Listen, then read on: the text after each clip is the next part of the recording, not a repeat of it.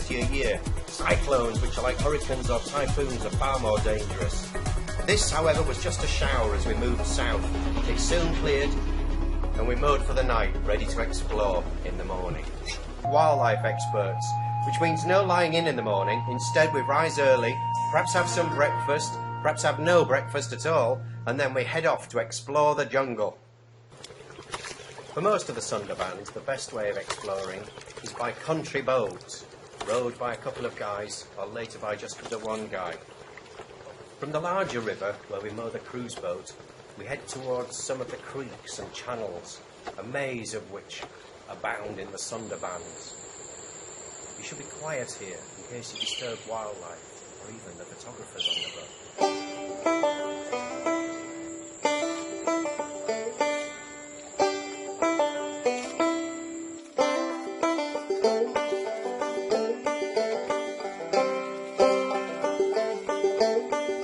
This is a flatland formed of sediments eroded from the Himalayas, washed down by rivers, and then held together by trees that are specially adapted to the environment. Aerial roots festooning the ground help the trees breathe at high tide.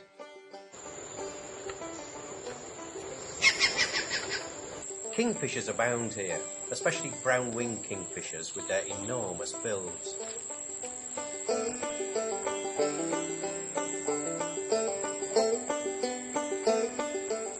There's a host of other birds too. Sometimes you just hear the calls in the trees. Some of them, though, are much more obvious and targets for the photographers. Minivets are really brightly coloured, especially the males. Bee-eaters, brilliantly coloured birds. There are herons along the river, only occasionally though. And as we creep along the river, we find other wildlife, like monitor lizards basking in the morning sun.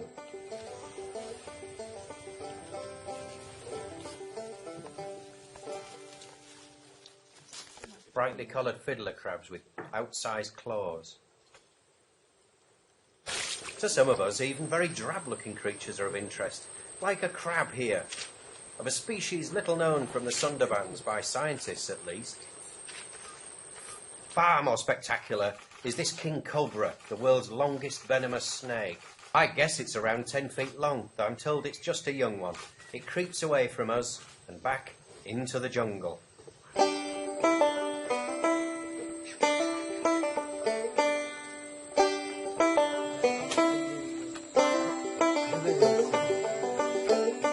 Sometimes during our country boat rides, there's little in view but the ever-present jungle greenery and the water. But usually we'll find a few things to photograph at least. Maybe a mud skipper, flock of redshank, or more spectacularly, some more kingfishers. This is a black-capped, brilliantly coloured, decidedly skittish.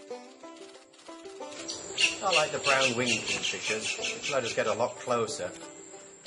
We pass nipa palms, the world's only palm tree adapted to life in the mangroves.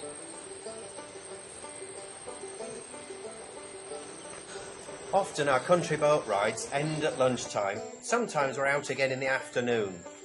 A band of waterborne paparazzi still finds plenty of subjects to photograph, though by no means all the animals and birds we find seem very interested in hanging around to have their portraits taken.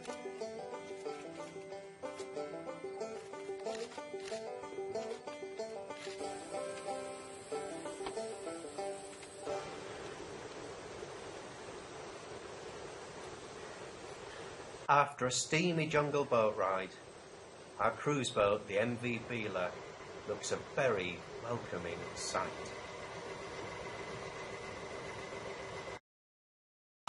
In the evenings, our ship's dining room becomes like an IT room as photos are checked and edited. At one place, hordes of insects are attracted to the ship lights. We travel on our cruise ship, moving between various destinations in the Sundarbans, looking for wildlife. With a lot of luck, we might even see a tiger resting on the edge of the forest. We watch, but can't find any. Nor do we see any crocodiles. This here is a monitor lizard swimming across one of the channels. We often see deer grazing on the edge of the woods. Here we were lucky enough to see two young males play fighting. Eventually though, an older male decided enough is enough. Here's the galley on the ship. Plenty of fresh vegetables stored for our voyage.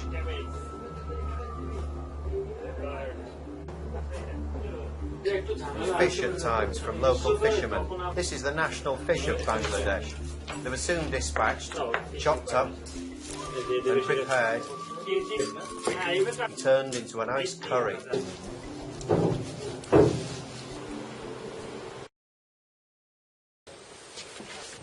There are only few places you can get out and really walk around in the Sundarbans. The forest is too thick in most places. This is one of the key places for maybe taking a walk, climbing the tower, having a look for tigers in this meadow. With all the grass, it's a favourite feeding area for deer. And in turn, I'm told, this is a tiger attack ground. Even though we've come with 2 armed forest guards, I'm always looking around at the vegetation, always wondering, is there a tiger out there, just nearby, watching us?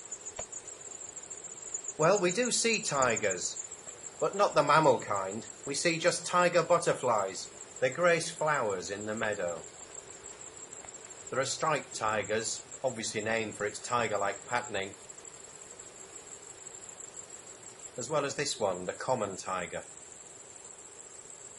And it seems during our visit about the only scary mammal around in this place is us, humans. And for a nervous human like me, it's at least partly reassuring to learn that in this eastern part of the Sundarbans, tigers aren't killing humans. Instead, they very much favour deer. We stay on till dusk, watching from the tower hide in case a tiger emerges, but none does. At another place, we see some of the carnage caused by Cyclone Sidr. It killed at least 5,000 people and was surely devastating for wildlife. Today, though, this place is tranquil again. There's a gathering of mudskippers under the small pier. Comical looking creatures, I reckon. Looks like this is the king and his loyal subject. And if you wave your hands, they really jump about, really fast. Let's slow that down.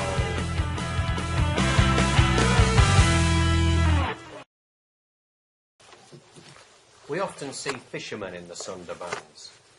They lead very basic lifestyles. Come on expeditions from nearby villages. And they're on the fringe of society. They're exposed to cyclones. Fishermen, along with honey gatherers and wood gatherers, are among the main people killed by tigers. Petty pirates prey on them. They're not supposed to fish in the Sundarbans, at least inside some protected areas. But some of them do. It's hard to complain, really, when the people are so poor like this. You see them living like this, it looks almost a Stone Age kind of existence to my eyes.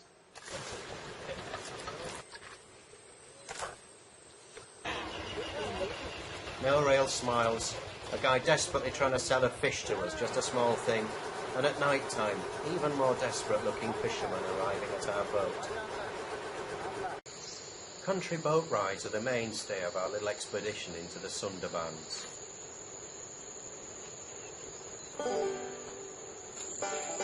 On this one, we come across monkeys having their breakfast. We even cause, well, a bit of a tantrum by this here alpha male.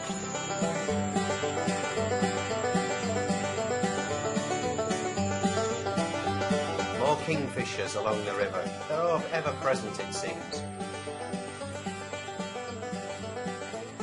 And always ready to fly off. Like so many birds and so much wildlife, tigers might seem pretty frightening to us, but I reckon to most wildlife, we humans are the scariest creatures in the jungle. Moths and butterflies are very obvious and really beautiful in a mangrove tree. But it took a boatman's sharp eyes to spot this vine snake, which pretends to be just part of the vegetation.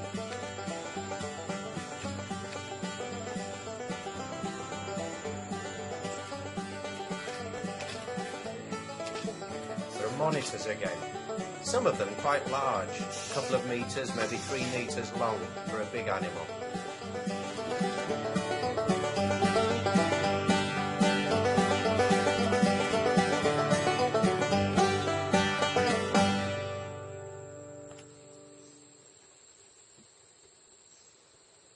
And then it's thanks again to the boatman for finding another snake.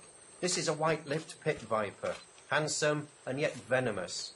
It dropped into the water, swam and climbed into the bamboo here, sitting perfectly still.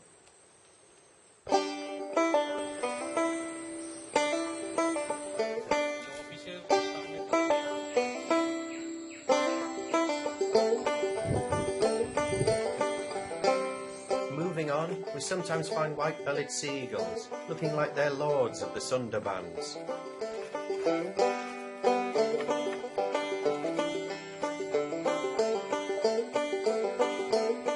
As we photograph one shikra, another comes in, arguing with it. Some of the wildlife is quite specialised, mainly of interest to naturalists, like this mangrove whistler.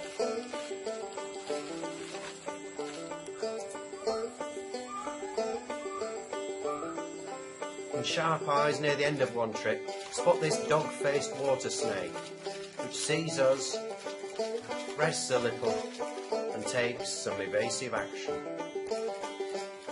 Some of the wildlife seems curious about us, watching as we go past. Like this changeable hawk eagle, didn't move away too fast. And a deer that watched for a long time as the boat approached and then decided, that's it, I'm off.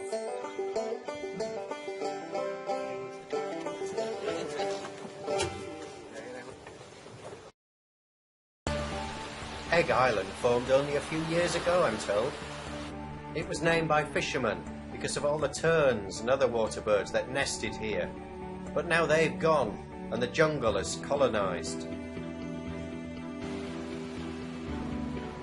Makes a fine place to stroll along the beach, past the mangroves, a Brahmani kite that watches me for a while. But it's relatively quiet for wildlife on our trip, partly as the tide's just a little bit high. Better then to just soak up the atmosphere and enjoy it, looking out across the river. Not walking too far into the vegetation, tigers could be anywhere here.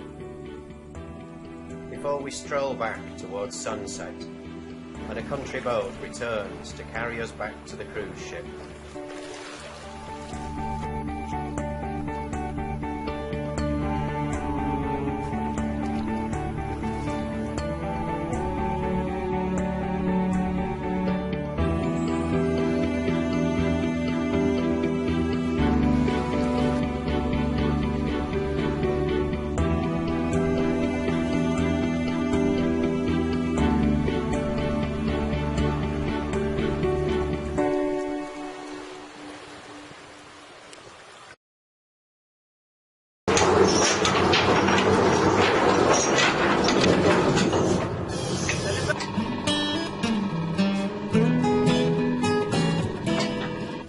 End of our stay, we head south, then westwards.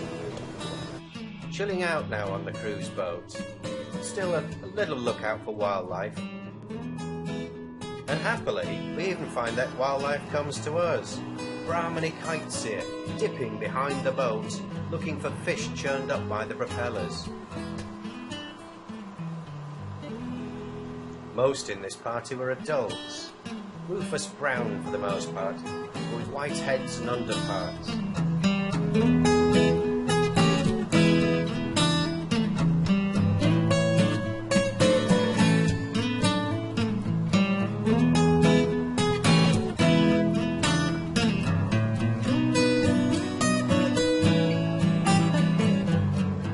Sharp-eyed too, they were quick to drop down at any chance of a morsel of food.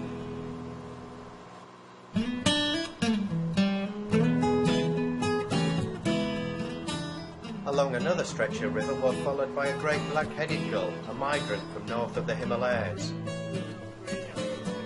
And with evening approaching one day, we arrive at Huron Point, the southern Sundarbans.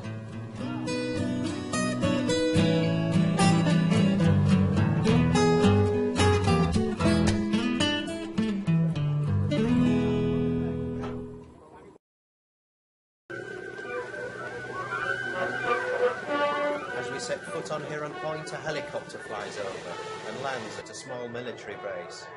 A reminder that we're near the border between Bangladesh and India. It's a rainy morning and only few of us land here. Only 2 of us climb this rather rickety concrete tower, which I feel could collapse at any time. We see our first tiger footprints here, smaller than my foot, but not much. On our way back to the cruise boat, we startle some deer on the edge of the woods. And then in the afternoon, with the weather now fine, we set off on another country boat ride. But as it turns out, this ride isn't all that rich for wildlife, but it does prove a fantastic experience.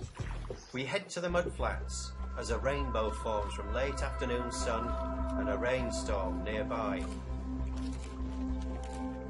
And then is a chance for photography, and a sunset begins to evolve, the clouds turning ever more intense. Phenomenal colours, even for wildlife paparazzi, a must-photograph scene. It's the last evening of my Sundarbans trip, and it's just fantastic.